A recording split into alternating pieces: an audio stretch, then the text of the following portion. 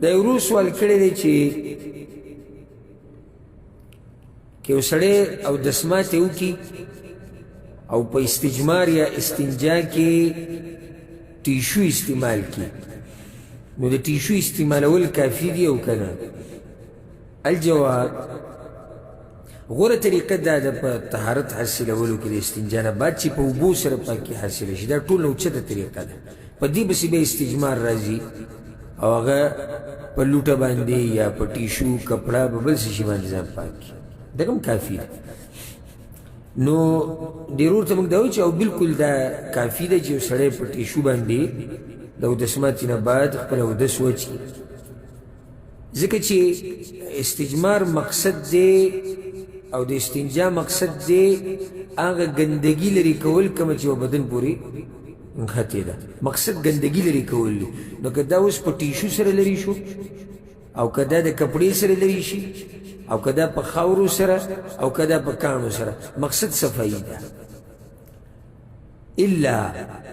د طهارت په مسایلو کې موږ بیان کړي کتاب بلوغ المرام کې او مشکات کې او عمدة الاحکام درسونو کې موږ دا مسلې بیان کړي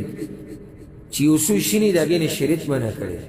هغې استنجا نشي کولی یو هډوکې او دویم په غوشانو باندې او دریم په ضرري شي باندې او څلورم په محترم شي باندې نو د هډوکو په باره کې خو دا راغلی دی چې پیغمبر صلی الله علیه وسلم وایي چې دا ستاسو ورونو د پیریانو خوراک دی هر چې غوشان دي نو دا د پیریانو د څاروو خوراک دی او پای کې دام ده چې دا هډوکې او دا غوشان دا سړی څه پاکوي خو نه هډوکې چیرې د مهینې نو دا بدن نه څه پاکوي او بله پای کې دی چې اکثر د هډوکې څه ځای تیری نو انسان له نقصان هم ورکولی شي دریم ضرري شي نه به ځان لرې ساتي لکه حدیث کې لا ضرر ولا ضرار نه به ځان له نقصان ورکوي نه بل شریعت وایي ځان له نقصان مه ورکوه نو اوس سړی راولګي د شیشې یو ټوټه پرته ده هغه راوالي په هغې باندې اودس وچوي نو د شیشې د لاسه ته نقصان رسېدی شي دغه شان محترم شی چې کوي ومن يعظم شعائر الله فإنها من تقوى القلوب لکه اوس